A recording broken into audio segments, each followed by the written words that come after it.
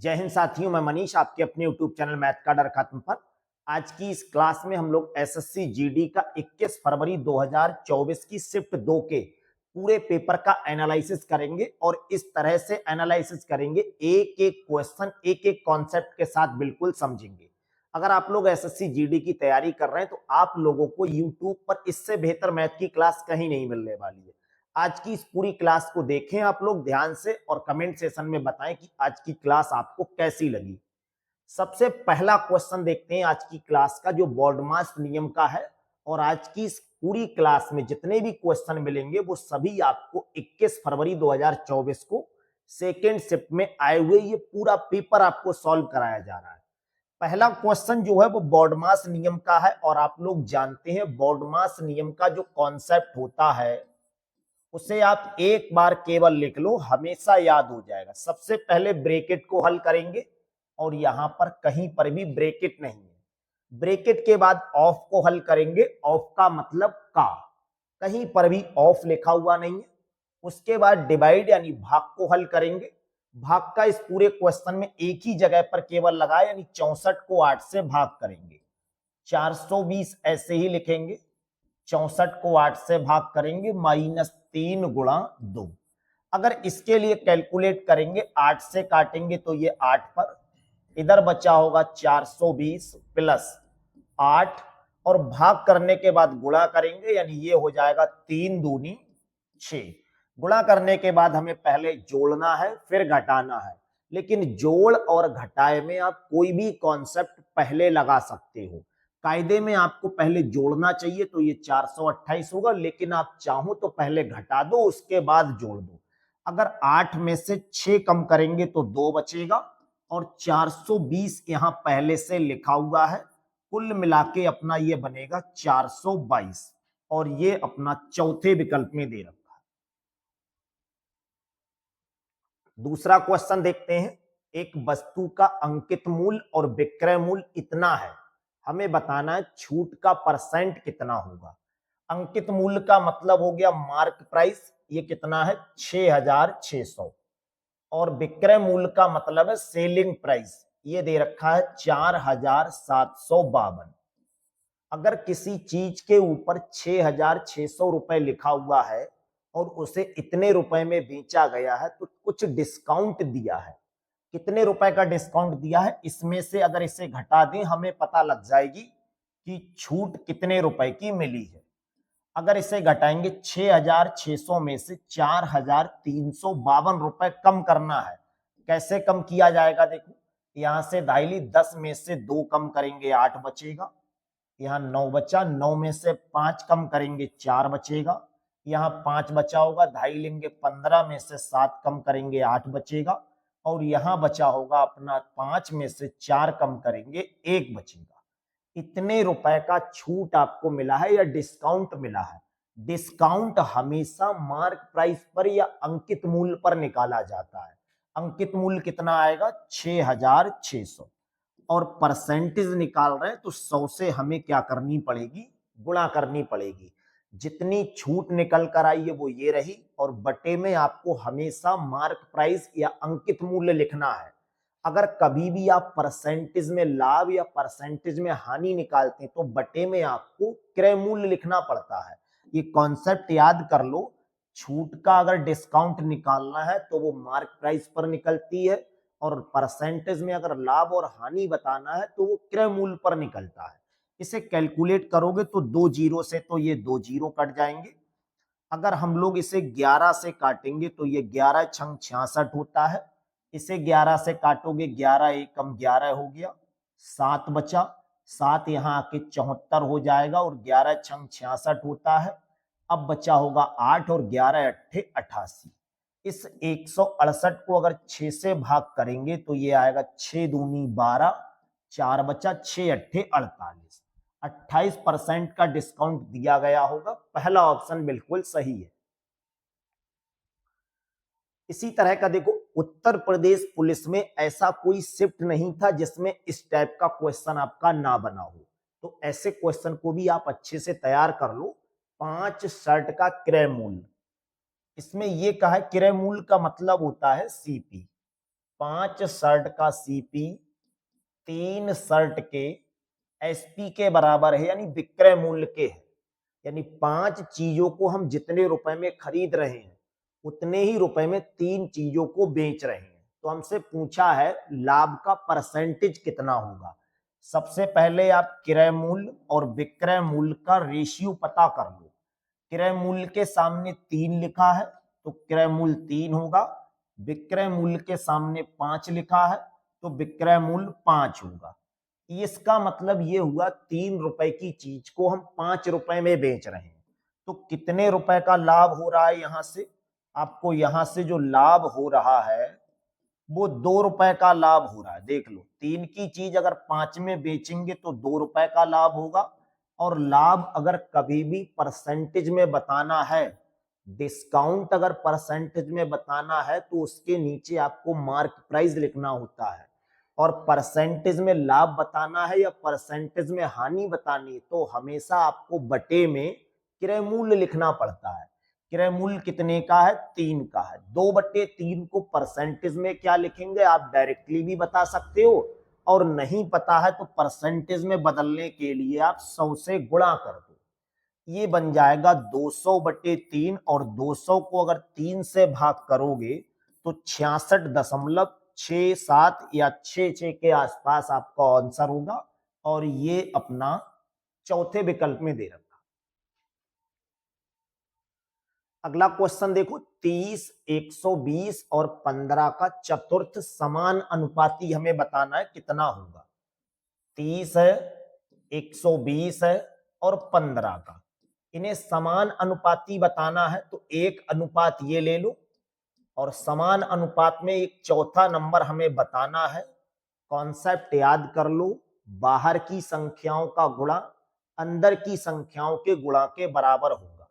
तो बाहर की संख्याओं का गुणा कितना होगा? 30 और x की गुणा करेंगे।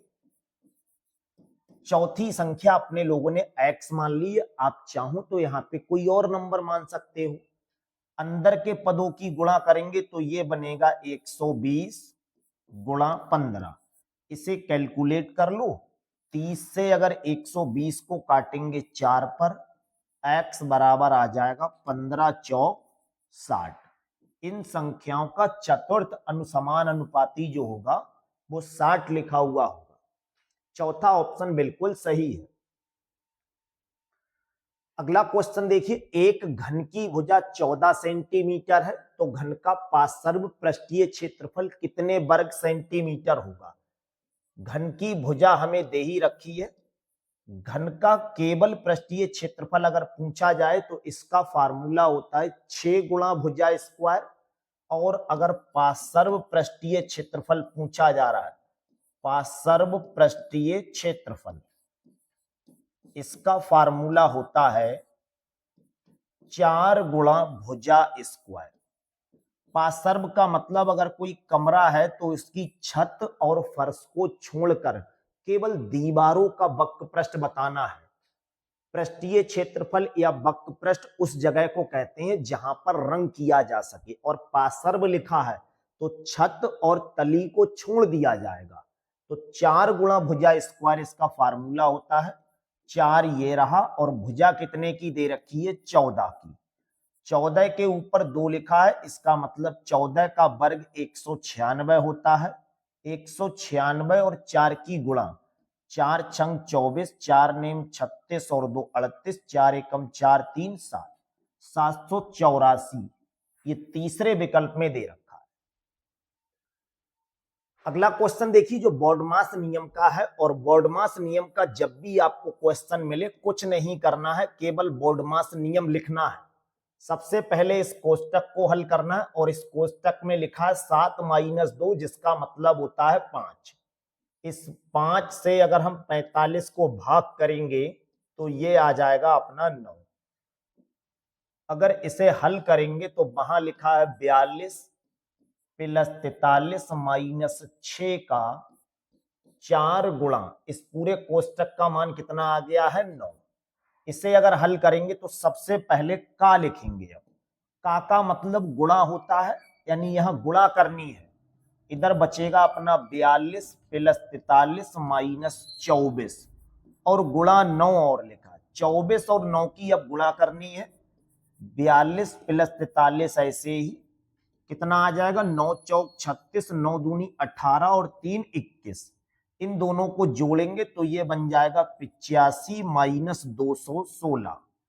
85 रुपए में से 216 कम कर दो या 216 में से 85 कम करो, आंसर माइनस में आएगा। 6 में से 5 कम करेंगे 1 बचेगा और 21 में से 8 कम करेंगे 13 बचेगा। माइनस का 131 पहले ऑप्शन में है। केवल ध्यान से बस देखना है, आज की क्लास में आप लोगों को एक एक क्वेश्चन जीरो लेवल से बिल्कुल समझा दिया जाएगा। अगला क्वेश्चन देखिए, ये भी बोर्ड मास नियम का ही मिल गया। तो सबसे पहले हमें क्या करना है, कोष्टक से निपटना है। ये रही कोष्टक, 4400 ये रहा और 3200 के लिए हम क्या करेंगे, 16 से भाग करेंगे प्लस 32 गुणा 4 ऐसे ही लिखेंगे। अगर 16 से इसे भाग करेंगे तो 16 दूनी 32, ये 200 लिखा हुआ है। 4400 माइनस 200 और ये लिखा है 4 दूनी 8 और 4 तिया 12। अब जोड़ना और घटाना है और आप जानते हैं बॉडमास नियम में जोड़ और घटाए में कोई भी अगर आप गलती कर भी देते हो, मतलब पहले चाहे जोड़ दो चाहे घटा दो, उससे कोई फर्क नहीं पड़ेगा। 4400 में से अगर ये कम करेंगे तो 4200 बचेगा और 128 को जोड़ देंगे तो 4328 आएगा। और 4328 कहां दे रखा है अपना, ये दे रखा है 4328 पहले ऑप्शन में दे रखा है। क्वेश्चन 8 देखते हैं, जहां कहा है इनमें से कौन सी संख्या 11 से विभाज्य नहीं है। इन 4 संख्याओं में से 3 संख्याएं 11 से विभाज्य होंगी, केवल एक संख्या ऐसी होगी जो 11 से विभाज्य नहीं होगी। 11 से विभाज्य होने के लिए क्या करते हैं, किसी संख्या के सम और विषम अंकों को उनका अंतर या तो 0 आ जाए या 11 या 22 या 33 इस टाइप का आ जाए। अब यहां पे आप देख लो, ये पहले नंबर पर है तो ये हो गया दूसरे नंबर पर, ये तीसरे नंबर पर, ये चौथे नंबर पर। अगर हम बात पहली संख्या की करेंगे तो विषम वाले देख लो, पहले 1 और 3 नंबर विषम होगा तो 2 और 5 कितना हो जाएगा, 7 और 6 और 1 कितना हो जाएगा, 7। सम में से अगर विषम घटा रहे हैं तो 0 आ रहा है, इसका मतलब ये तो 11 से विभाज्य है। दूसरे नंबर को चेक करेंगे, 2 और 6 कितना होगा, 8 और 5 और 3 कितना होगा, 8। इसमें भी 0 आ रहा है, ये भी 11 से कट रहा है। अब आपके पास इतना टाइम नहीं होगा कि आप अलग अलग 11 से भाग कर देखो, केवल कॉन्सेप्ट याद कर लो। इस संख्या की बात करें तो देखो 2 और 2 कितना होगा, 4 और 8 7 कितना होगा, 15। 4 और 15 का अंतर 11 होगा और ये भी 11 से विभाज्य। तो एकमात्र ऑप्शन बचा है और वो चौथा नंबर है, ये 11 से नहीं कट रहा होगा। क्यों नहीं कट रहा है, अब आपको बिना चेक करे कैसे कह दिया भाई, जब 3 ऑप्शन सही चले गए तो यही वाला तो गलत होगा। बाकी चेक कर लो, 6 और 2 कितना होगा, 8 और 7 3 कितना होगा, 10। 8 में से 10 कम करेंगे तो ये 11 से नहीं कट रहा है। बाकी आप अगर इस तरह से भाग करोगे तो भी कॉन्सेप्ट वही बनेगा, चाहे तो आप भाग करके देख लो। 11 दूनी कितना होगा, 22, 5 बचा, 6 उतार लो, 11 पंजे 55, इधर बचा होगा 1, 3 उतार लो, 11 एकम 11। देख लो ये पूरा पूरा डिवाइड नहीं हो रहा है, इसीलिए चौथा ऑप्शन बिल्कुल सही है। इसका अगला क्वेश्चन देखते हैं, जहां कहा है 4 संख्याओं का औसत 24 है। अगर कहीं 4 संख्याओं का औसत 24 दे रखा है तो इन 4 संख्याओं का योगफल कितना होगा। तो उन्हीं 4 संख्याओं का अगर योगफल निकालेंगे तो ये आ जाएगा 24 और 4 की गुणा कर देंगे, ये 96 हो जाएगा। 2 संख्याओं का औसत अंतिम 2 संख्याओं के औसत से 2 गुना है, तो अंतिम दो संख्याओं का योगफल कितना होगा। अगर इसे आप डायरेक्टली करना चाहो तो डायरेक्टली भी कर सकते हो, और कॉन्सेप्ट के साथ अगर करोगे तो आप मान लो वो चार संख्याएं ये लिखी हुई हैं। अब इन चारों संख्याओं को अगर इस तरह से जोड़ दें तो चारों संख्याओं का जोड़ कितना आ रहा है, 96 आ रहा है। किताब के हिसाब से ये लिखा है पहली दो संख्याओं का औसत, यानी ए और बी का औसत कितना दे रखा है, ए और बी का औसत, ये पहली दो संख्याएं हो गई। और अंतिम दो संख्याओं, अंतिम दो का मतलब सी और डी का औसत। अब ये औसत अगर बराबर लिखा होता तो अपने लोग ऐसे लिख देते, इन्होंने कहा है पहली दो संख्याओं का औसत अंतिम दो संख्याओं के औसत का दुगना है, तो यहां दो से गुणा करनी पड़ेगी। अब इसे अगर कैलकुलेट करोगे अपने हिसाब से तो a प्लस बी का औसत इस तरह से निकालते हैं, c प्लस सी और d का औसत इस तरह से निकालते हैं, और दो से यहां गुणा करेंगे, इस दो से ये कैंसिल हो जाएगा, ये वाला दो इधर आ जाएगा, यानी जहां a प्लस बी लिखा हुआ है वहां पर 2c प्लस डी लिख सकते हो। हमें बताना है अंतिम दो संख्याओं का योग। अगर अंतिम दो संख्याओं का योगफल बताना है तो c प्लस डी का मान पूछा है।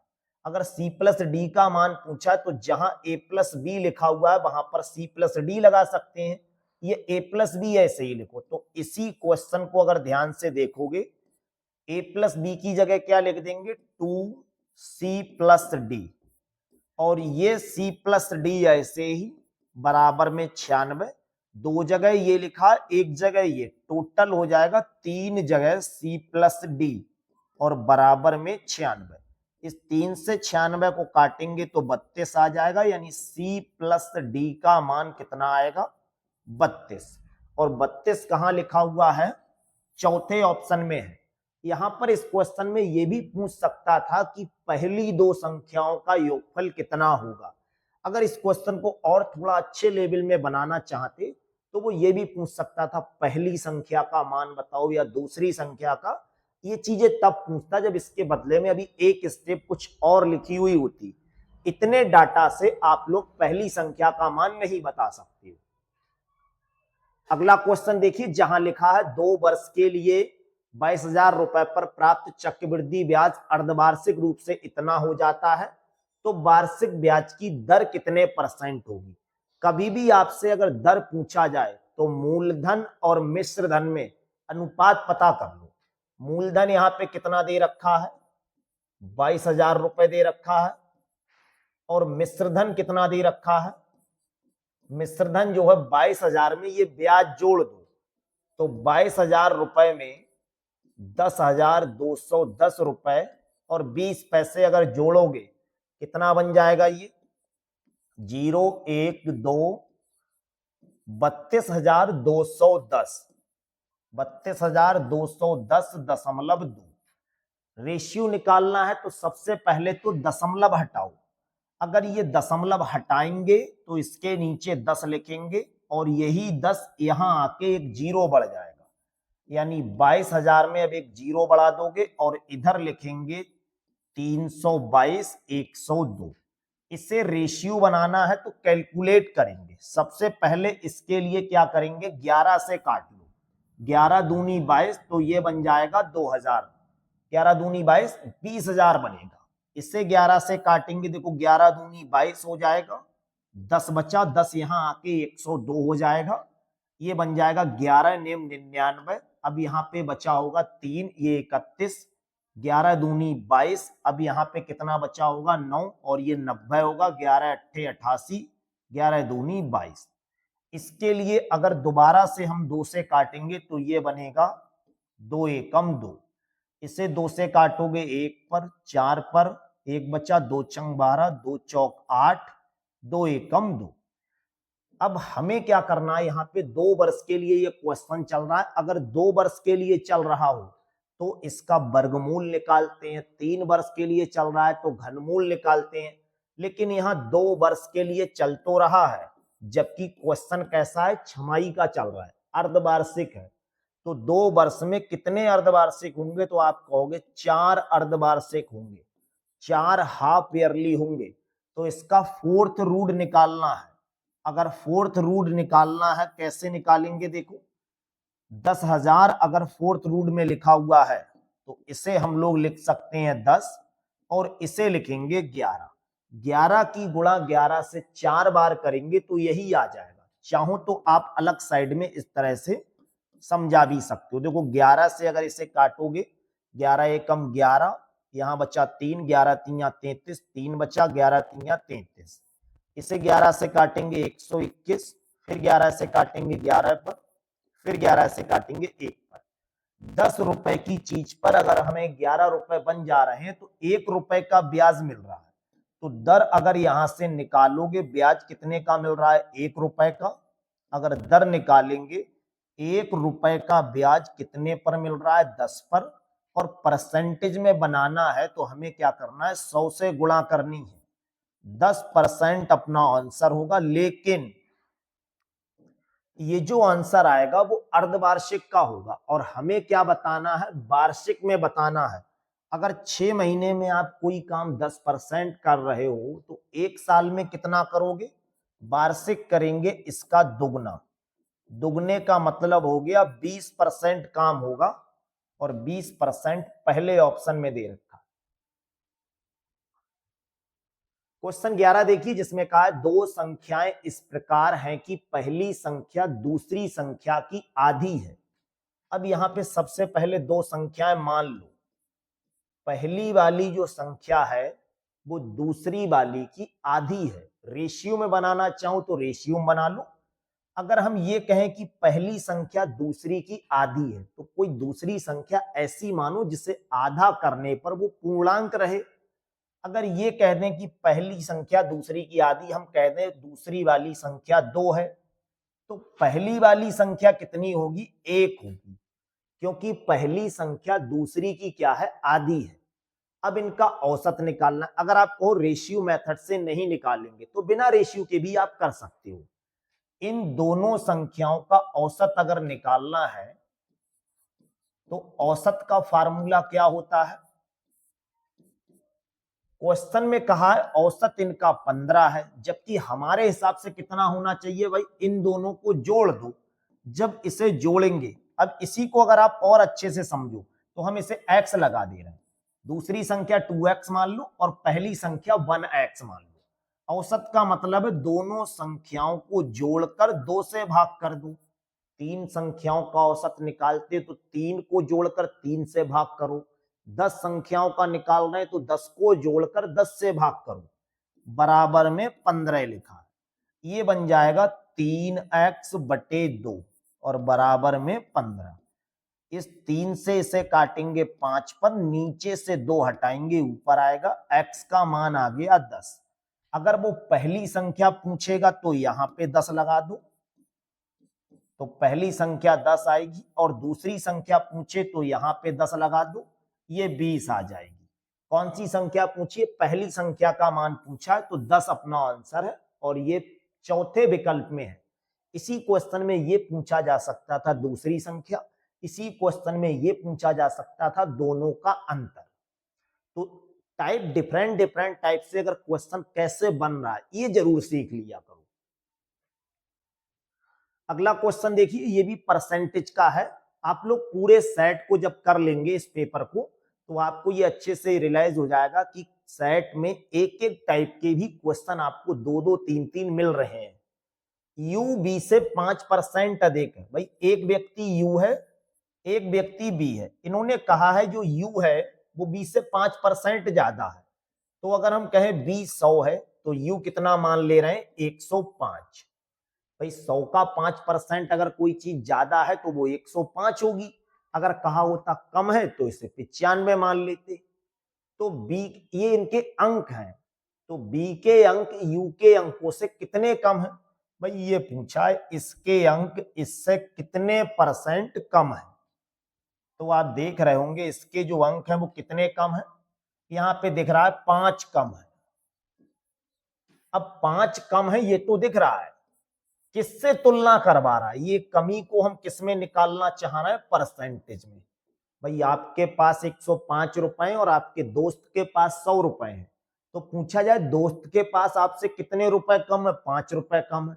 परसेंटेज में अगर पूछा जाए तो जिससे तुलना करवा रहा है वही चीज नीचे आ जाती है। यू के अंकों से तुलना करवा रहा है, कैसे पहचानोगे कि किससे तुलना करवा रहा है? से लिखा होगा, से लिखा है तो उसी से तुलना करवा रहा है, यानी 105 से तुलना करवा रहा है। परसेंट ये फ्रैक्शन में लिख दिया, परसेंटेज में बदलना है तो 100 से क्या कर दो, गुणा कर दो। 5 से काटोगे ये आ जाएगा 21 पर, 21 पंजे 105 होता है। 100 के लिए अगर 21 से भाग करेंगे तो कितना आएगा, 21 चौक 84, लगभग 4 दशमलव कुछ आपका आंसर आएगा। और 4 दशमलव कुछ एक ही ऑप्शन में है और वो है अपना चौथा विकल्प। अगला क्वेश्चन देखिए, इससे सरल क्या क्वेश्चन होगा? रेशियो का अगर सबसे सरल कोई क्वेश्चन है और सबसे ट्रेंडिंग में चलने वाला क्वेश्चन तो वो यही है। लिखा है a का 4/5, ये रहा a का 4/5, b के 2/5 के बराबर है, तो हमसे दोनों का अनुपात पूछा है। देखो 5 से 5 कैंसिल हो गया, 2 एकम 2 और 2 दूनी 4। इसे ऐसे लिख सकते हैं, ए और बी में अनुपात पूछा है, ए के सामने 1 लिखा है और बी के सामने 2 लिखा है, 1:2 इसका आंसर होगा और ये तीसरे विकल्प में है।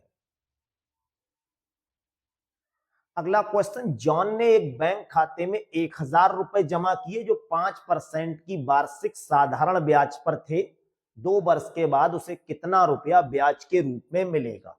साधारण ब्याज का एक ही फार्मूला बस होता है और वो अपना होता है PRT/100। P का मतलब होता है मूलधन, कितना रुपया ब्याज पर दिया ये P हो गया, किस दर पे दिया ये R हो गया, किस समय के लिए दिया ये T हो गया। बस तीनों चीजों का मान यहां पे लगा दो, आंसर आ जाएगा। P की जगह पे 1000, R की जगह पे 5 और T की जगह पर 2 और बटे में 100। अगर इसे कैलकुलेट करेंगे, देखो 2 जीरो से तो ये जीरो कैंसिल, 2 और 5 की गुणा 10 और 10 की गुणा 10 से करेंगे 100 अपना आंसर होगा। पहला ऑप्शन बिल्कुल सही है। इतने क्वेश्चन लगभग अब तक हो चुके हैं, कोई क्वेश्चन ऐसा नहीं मिला होगा आपको अब तक जो आपका लगभग 30 सेकंड से ज्यादा का समय ले जाए। कुछ क्वेश्चन तो ऐसे मिल रहे हैं जो लगभग 30 सेकंड छोड़ो, अगर पड़े हुए हैं तो बिना कलम उठाए आप लोग कर सकते हो। अगला क्वेश्चन देखो, एक मेज को अगर इतने रुपए में बेच रहे हैं तो 18% की हानि हो रही है। यहीं पे रुक जाओ, 18% की हानि का मतलब क्या हुआ कि 100 रुपए की चीज 82 रुपए में बेच रहे होंगे, तब 18% की हानि होगी। तो हम कह रहे हैं कि 100 रुपए की चीज अगर 82 में बेचेंगे तो 18% का क्या होगा, नुकसान होगा। और किताब कह रहा है कि 11,480 में बेच रहे हैं, यानी 82% किसके बराबर है, 11,480 के बराबर है। तो हमें रुपए बताना है कि 15,540 में अगर बेचेंगे तो क्या होगा। तो ये पता कर ले रहे हैं कि 15,540 कितने परसेंट के बराबर है। अगर यहां से कहा जाए इसे यहां से हटाओ, इसके बटे में पहुंचा दो, तो 1 रुपए की वैल्यू कितनी आएगी? तो यहां से 1 रुपए की वैल्यू अगर निकालोगे तो 82%, ये परसेंटेज में चल रहा है, बटे 11,480 आ जाएगा। अब हम ये पता करना चाह रहे हैं कि 15,540 किसके बराबर होगा, तो इसी में तो गुणा कर रहे हैं, यानी यहीं पे तो आप 15,540 से गुणा कर रहे हैं। इसे कैलकुलेट अगर करोगे तो कितना आंसर आएगा, देखो एक जीरो से एक जीरो कैंसिल हो जाएगा सबसे पहले। इसके लिए अगर 2 से काटेंगे 2 चौक 8 और 2 एकम 2, इसे 2 से काटेंगे 2 पंजे 10, यहाँ 1 बचा, 2 सत्ते 14 और यहाँ बचा 2 चौक 8, यही हो जाएगा। इसके लिए देखो क्या ये 4 से कट जाएगा, 4 से इसे काटेंगे, देखो 4 एकम 4, 4 से तो ये कटेगा नहीं, तो फिर इसे काट लो 2 से। अगर इसे 2 से काटेंगे तो 2 दूनी 4, 2 दूनी 4 हो जाएगा, 1 बचा, 2 अट्ठे 16 हो जाएगा, यहाँ 1 आ गया, 2 सत्ते 14 हो जाएगा। इसे अगर 2 से काटेंगे कितना आ जाएगा, 2 सत्ते 14, 1 बचा, 2 सत्ते 14, 1 बचा, 2 सत्ते 14। इसे अगर कैलकुलेट करेंगे, देखो 7 से कट रहा है अब ये नंबर, अगर 7 से इसे काटेंगे तो 7 चौक 28, 7 एकम 7, 7 एकम 7, 7 एकम 7, 41 से 41 कैंसिल, 15,540 जो है वो 111% के बराबर है। अब 111% का मतलब होता है आपने कोई चीज अगर 100 रुपए में खरीदी है तो वो 111 के बराबर है, तो 11% ही लाभ होगा। जितनी परसेंटेज के क्वेश्चन में 100 से ज्यादा कोई चीज होती है वही लाभ को रिप्रेजेंट करता है, और 100 से कम जो होता है वो हानि को प्रेजेंट करता है। अगर यहाँ 98 आता तो 100 से 2 कम था, तो 2% की हानि हो रही है। अब 11%, ये 100 से कितना ज्यादा है, 11 ज्यादा है, तो इसका मतलब यही तो हुआ, ये 11% का लाभ बता रहा है जब ज्यादा है। तीसरा आंसर आपका बिल्कुल सही है। और 11% हानि का भी ऑप्शन दे रखा है, तो परसेंटेज ये मत देख लेना कि 11 आ गया, 11 पे टिक कर दो, लाभ वाला ऑप्शन होगा या हानि वाला, ये भी देखना पड़ेगा। अगला क्वेश्चन देखो, ए में पहले 20% की वृद्धि की जाती है। भाई ए एक आदमी है या कोई संख्या है, इस समय ये 100 लिखा हुआ है, अब यहां पे 20% की वृद्धि कर दो, तो 20% की वृद्धि का मतलब ये है इसे 20 बढ़ा दो, तो ये हो जाएगा 120। 100 का 20% निकालेंगे तो 20 होगा। अब इसे 30% कम कर दो, तो इसे 30% अगर कम करेंगे तो इसका मतलब यह है 120 का 30% अगर निकाल के कहीं फेंक दे रहे हो तो 70% तो रह जा रहा है। 120 का अगर 70% निकालोगे तो कितना आएगा, ये 12 सत्ते 84 आ जाएगा। अब पूछा क्या है अपने लोगों से, तो ए के प्रारंभिक मान का, ए का अंतिम मान प्रारंभिक मान के कितना परसेंट है। ये हो गया प्रारंभिक मान और ये हो गया अंतिम मान। ये अंतिम मान जो 84 है वो पहले वाले का कितना परसेंट है ये हमें बताना है। तो भाई 84 100 का कितना परसेंट है, 84 ही परसेंट होगा, क्योंकि सीधे सीधे 100 पर बात चल रही है। अगर 100 पर नहीं चल रही होती तो अपने लोगों को ये क्वेश्चन कैलकुलेट करना पड़ता। अगला क्वेश्चन देखो, एक पुस्तक को उसके अंकित मूल्य के 5/12 पर बेचने पर 50% की हानि होती है। पुस्तक के अंकित मूल्य और क्रय मूल्य का अनुपात बताना है। कुछ मत करो, सबसे पहले अंकित मूल्य और सेलिंग प्राइस यहां पे बात चल रही, इस स्टेप पर पहुंचो। अगर हम बात करें अंकित मूल्य की तो उसे मार्क प्राइस कहते हैं। ये रहा अंकित मूल्य, अंकित मूल्य का 5/12 किसके बराबर है, इस पर बेच रहे हैं तो ये सेलिंग प्राइस के बराबर है। 12 को यहां ले आएंगे तो ये बनेगा 12 एसपी। क्या यहां से हम ये कह सकते हैं कि एमपी और एसपी में रेशियो मिल जाएगा। कितना मिलेगा एमपी और एसपी में रेशियो, एमपी के सामने 12 लिखा है और एसपी के सामने 5 लिखा है, यही तो इसका मतलब हुआ। अब अगर ऐसा हो रहा है तो 50% का नुकसान हो रहा है। 50% के नुकसान का मतलब जानते हैं क्या होता है, 100 रुपए की चीज को आप 50 में बेच रहे हो, तभी तो 50 का नुकसान हो रहा है। इसका मतलब यही तो हुआ, परसेंटेज अगर हटा दें तो 50/100 लिखेंगे, या ये कह सकते हैं कि इसे 1/2 भी कह सकते हो। 1/2 कहना चाहो तो 1/2 कह लो, ये 50% लिखा है, इतने का नुकसान हो रहा है। तो इसका मतलब तो ये कि 2 रुपए की चीज हम 1 में बेच रहे हैं, तो दो यहां पे हम कह रहे हैं 5 में बेच रहे हैं, और अब कह रहे हैं कि 2 रुपए की चीज को क्या कर रहे हैं, 1 में बेच रहे हैं। तो 2 रुपए क्या बन जाएगा, क्रय मूल्य, ये हो जाएगा 2 रुपए, और 1 में इसे बेच रहे हैं। अब यहां से रेशियो आपको एसपी और सीपी का भी मिल गया।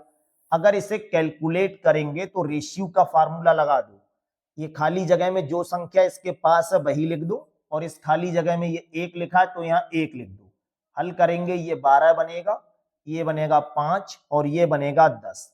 अपने लोगों से कहा है अंकित मूल्य और क्रय मूल्य का अनुपात बताओ। अंकित मूल्य हो गया ये और क्रय मूल्य हो गया ये, अंकित मूल्य कितना दे रखा है 12 और क्रय मूल्य कितना है 10। यही तो अनुपात होगा, 2 से काटेंगे 6 पर, 2 से काटेंगे 5 पर, 6:5। पहले ऑप्शन में दे रखा है, बिल्कुल सही है। अगला क्वेश्चन देखिए, पूरे सेट में अगर कोई क्वेश्चन थोड़ा सा कैलकुलेशन का है तो वो ये क्वेश्चन है। काम और समय वाले ऐसे क्वेश्चन में जहां बटे में संख्याएं आपको लिखी हुई मिले, तो आज ये कॉन्सेप्ट अच्छे से समझ लो। ए और बी एक काम को 14/3 दिन में करते हैं। तो ए और बी कितने दिन में करते हैं? 14/3 दिन में। बी और सी कितने में करते हैं? 12/5 में करते हैं। और सी और ए कितने दिन में करते हैं? सी और ए इसी काम को 16/3 दिन में करते हैं। हमें टोटल काम अगर पता करना है तो सबसे पहले पता करोगे इन तीनों संख्याओं का एलसीएम।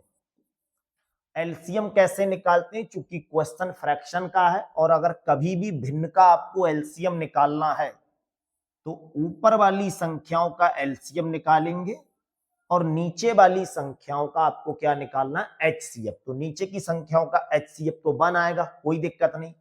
14, 12 और 16 तीनों संख्याओं का आपको एलसीएम बताना है। कैसे निकालेंगे? देखो, अगर इसे 2 से काटेंगे 7, 6, 8, फिर 2 से काटेंगे 7, 3, 4, फिर 2 से काटेंगे 7, 3, 2। सभी की अगर गुणा करेंगे 2 दूनी 4, दूनी 8, दूनी 16, 3 48, 48 और 7 की गुणा 7 अट्ठे 56 और 7 चौक 28 और 5 33, 336 इनका एलसीएम आएगा। इन तीनों संख्याओं का ये कह लो कि इस भिन्न का एलसीएम कितना आएगा? 336। ये कुल काम हो गया। अब इस कुल काम से हम इफिशिएंसी निकालेंगे। इस 336 को 14/3 से भाग करोगे। अगर 336 को 14/3 से भाग करोगे तो कितना आंसर आएगा? फिर 336 के लिए 12/5 से भाग करेंगे, फिर 336 के लिए 16/3 से भाग करेंगे तो इफिशिएंसी पता लग जाएगी। कितनी इफिशिएंसी आएगी? देखो, 14 से अगर इसे भाग करेंगे कितना आएगा? 14 दूनी 28, यहां बचा 5, 14 चौक 56, 24 तिया कितना हो गया? ये बन जाएगा, इसकी क्षमता आ जाएगी 72 इन दोनों लोगों की। 12 से भाग करेंगे तो ये 12 दूनी 24 हो जाएगा। अब यहां बचा होगा 24, 6 और 3 9, 12 अट्ठे 96, 28 और 5 की गुणा करेंगे तो ये आ जाएगा 140। 16 से भाग करेंगे, 16 दूनी 32, 16 एकम 16, 3 से गुणा करेंगे तो ये 21 तिया 63 आ जाएगा। अब ये दो लोगों की इफिशिएंसी कितनी आ गई? 72। इन दो लोगों की 140 और इन दो लोगों की 63। अगर यहाँ पे कहा जाए इन सबको जोड़ो तो इसमें देखो, सबको जोड़ेंगे तो ए 2 बार है, बी 2 बार है, सी 2 बार है, सभी 2 बार है तो 2 कॉमन ले लो। ए प्लस बी प्लस सी किसके बराबर होगा? इन सभी के जोड़ के। इसे जोड़ेंगे तो 3 और 2 कितना होगा? 5, 6 4 10 और 7 कितना? 17, 1 और 1 2। इन दोनों लोगों की, अब इस 2 को अगर हटाएंगे तो 2 कहां आ जाएगा? 275 के अपॉन में। ए प्लस बी प्लस सी का मान कितना होगा? 275 का आधा। ये तीनों लोग एक दिन में इतना काम कर रहे होंगे। हमसे पूछा है उसी काम का 2 दिन में कितना हिस्सा पूरा करेंगे। अगर एक दिन में इतना काम कर रहे हैं तो 2 दिन में कितना काम करेंगे? तो 2 से गुणा कर लो। 2 से 2 कैंसिल हो गया। कितना काम करेंगे? ये 275 काम कर लेंगे। कितने में से कर लेंगे? तो 336 में से करेंगे। 275/336। पहला ऑप्शन बिल्कुल सही है। अगला क्वेश्चन देखते हैं। ए एक काम को 7 घंटे में करता है। ए एक काम को 7 घंटे में। बी और सी उसी काम को 21/4 में करते हैं। सी और ए उसी काम को 7/2 में करते हैं। बटे का क्वेश्चन है और कभी भी आप फ्रैक्शन का एलसीएम निकालेंगे तो याद कर लो, ऊपर वाली संख्याओं का एलसीएम निकालो। 7 21 7 का एलसीएम कितना होगा? 21, क्योंकि ये वाला 7 यहां लिखा हुआ है, 21 7 से डिवाइड हो रहा है, तो 7 से अब कोई मतलब ही नहीं रह गया। और बटे में यहां कुछ है नहीं, तो बटे की संख्याओं का एचसीएफ निकालते हैं, वो 1 होगा। कुल मिला के इस बटे में जो भिन्न लिखी हुई है, इन सबका लासा कितना आएगा? 21। 21 ऐसा नंबर है जो इन सबसे कट रहा होगा। अब हमें इनकी क्षमता निकालनी है, तो क्षमता कैसे निकालेंगे? इस 21 के लिए 7 से भाग करो, इसी 21 के लिए 21/4 से भाग करो, इसी 21 के लिए 7/2 से भाग करेंगे, तो कितनी क्षमता निकल कर आएगी यहां से? ये बन जाएगा 7 तिया 21, 21 से 21 कैंसिल होके ये बन जाएगा 4, 7 से इसे काटेंगे 3 और ऊपर गुणा करके ये बन जाएगा 6। इसका मतलब ये हुआ ए की क्षमता कितनी आ गई? 3, बी और सी की क्षमता कितनी है? 4, सी और ए की क्षमता कितनी है? 6। तो ए की क्षमता तो 3 है, जबकि टोटल कितनी थी? 6 थी। तो यहां पर भी सी की क्षमता कितनी होनी चाहिए? 3, तभी तो दोनों की क्षमता 6 बनेगी। बी और सी दोनों की क्षमता कितनी आई है? 4, जहां सी की क्षमता हमने अभी पता की है कितनी है? 3 है, तो बी की क्षमता कितनी होगी? 1 होगी। कहा क्या है? बी अकेले उसी काम को कितने घंटे में पूरा करेगा? ये काम बी से कराना है।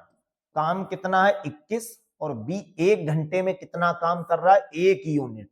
अगर 2 काम कर रहा हो तब बी की क्षमता 2 यूनिट होती तो 2 से भाग करते, 3 यूनिट होती तो 3 से भाग करते। टोटल काम 21 है और 21 काम हमें बी से कराना है। बी का मतलब 1 क्षमता जिसकी है उससे कराना है, तो 21 घंटे ही आंसर आ जाएगा। ये चौथा ऑप्शन बिल्कुल सही है। अगला क्वेश्चन देखो, यूपी पुलिस की हर एक शिफ्ट में आपको ऐसा क्वेश्चन मिला था जहां चोर और पुलिस वाले के नाम से उस क्वेश्चन का जिक्र किया गया था।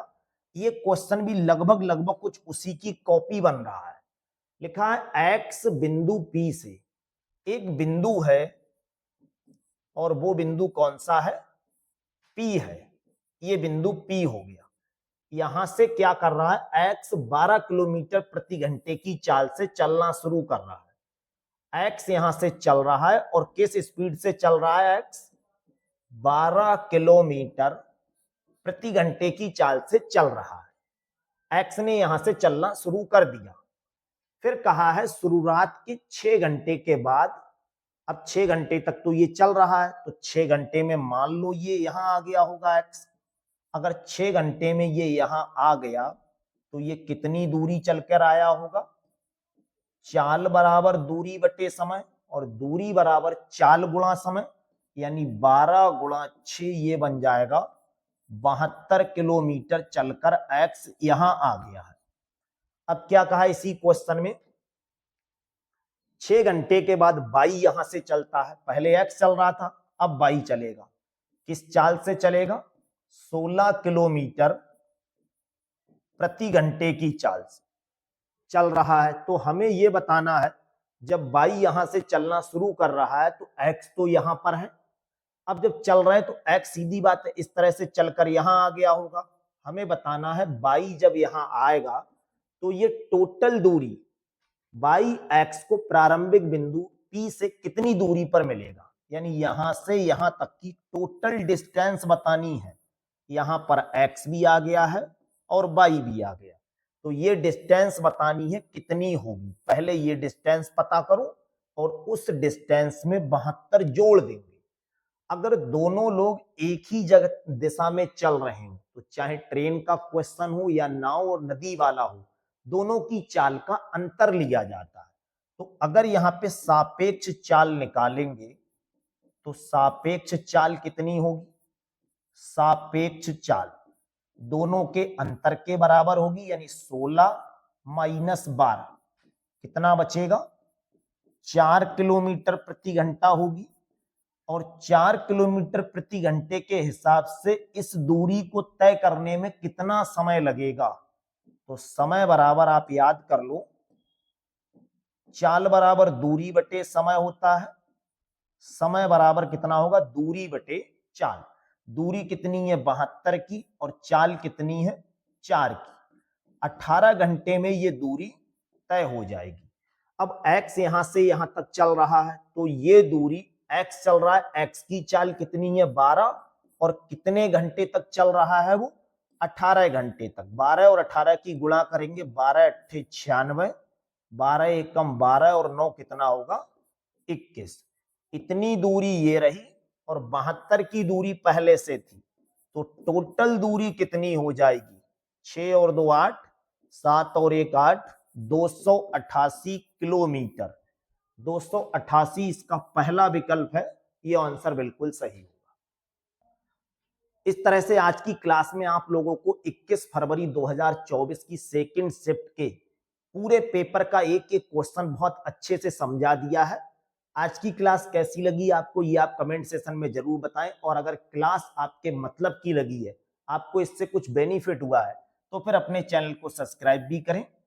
टेलीग्राम चैनल से जुड़ने के लिए या इस तरह की और वीडियो का लिंक प्राप्त करने के लिए या इस तरह की पीडीएफ फाइल प्राप्त करने के लिए आप हमारे टेलीग्राम चैनल मैथ का डर खत्म से जुड़ें, जिसका लिंक वीडियो के डिस्क्रिप्शन में दिया हुआ है। तो आज की क्लास कैसी लगी ये आप कमेंट सेशन में जरूर बताएं। Thank you.